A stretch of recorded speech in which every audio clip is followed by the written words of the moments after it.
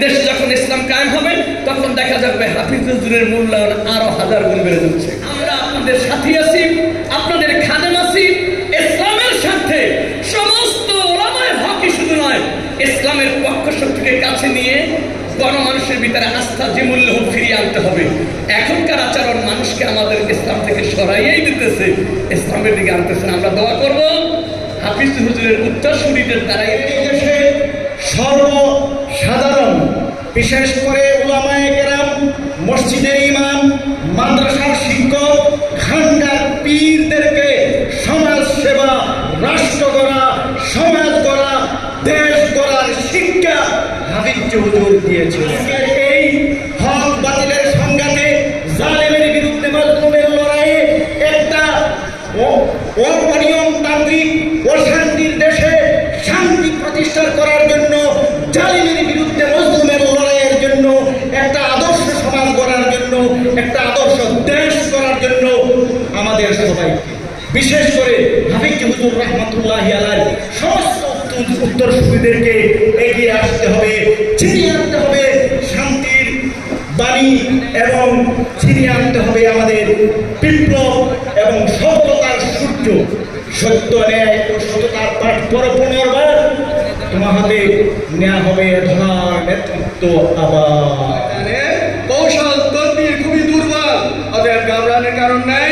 আমরা যদি সাহস করে এই দেশে ইসলাম হুকুমতের চেষ্টা করি, তাইলে এই সন্তানটা কোথায় পালাবে খুঁজে পাওয়া যাবে। একবার দেই নৌকারে ভোট, একবার দেই ধানের ভোট, একবার দেই লাঙ্গলের ভোট, শেষ পর্যন্ত একবার দিছি কুড়ালের ভোট।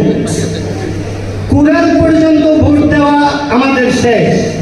আমাদের দেশে আমরা ভোট দেওয়ার জন্য এমন এমন নেতা বাহির করি, যে নেতাদেরকে ইমামতি দেওয়া তো দূরের কথা, কোথাও একটা আজান দেওয়ার জন্য সাধারণভাবে যদি আমন্ত্রণ জানানো হয়, কোনো নেতা দিতে পারবেন না।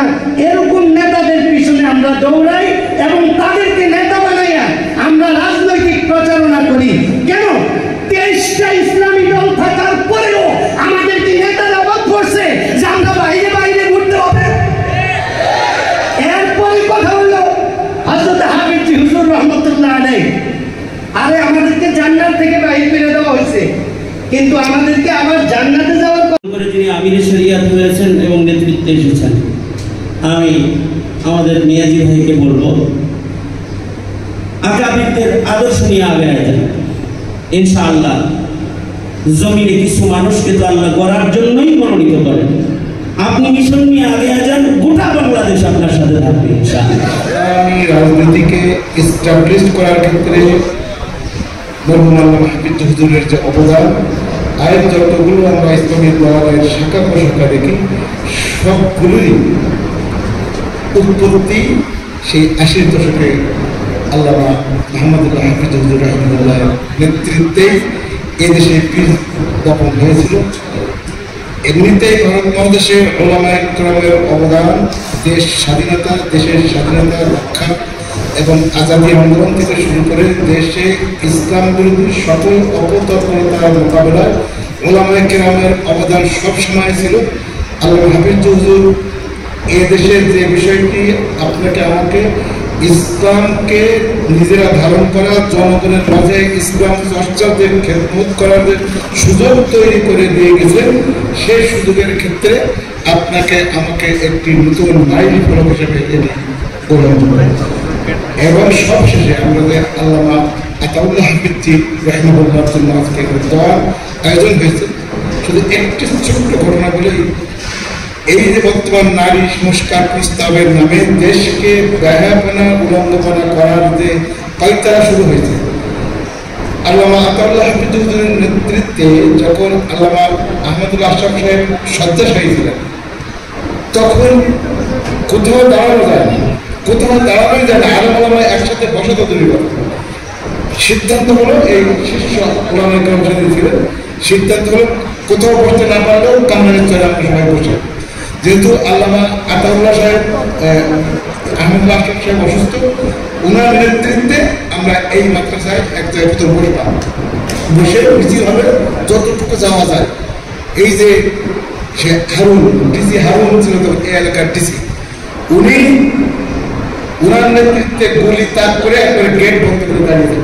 আমাদেরকে বেরোতে দেন হামিদ ভাই সহ আমাদের যেসব নেতৃবৃন্দ ছিলেন, গুলি তাক করে একবারে মিছিল আর বের হতে দিল না। এরপরও আল্লামা আতাউল্লাহ সাহেবের নেতৃত্বে ওলামায়ে কেরাম নারী নীতির প্রতিবাদ সেদিন করা হয়েছিল।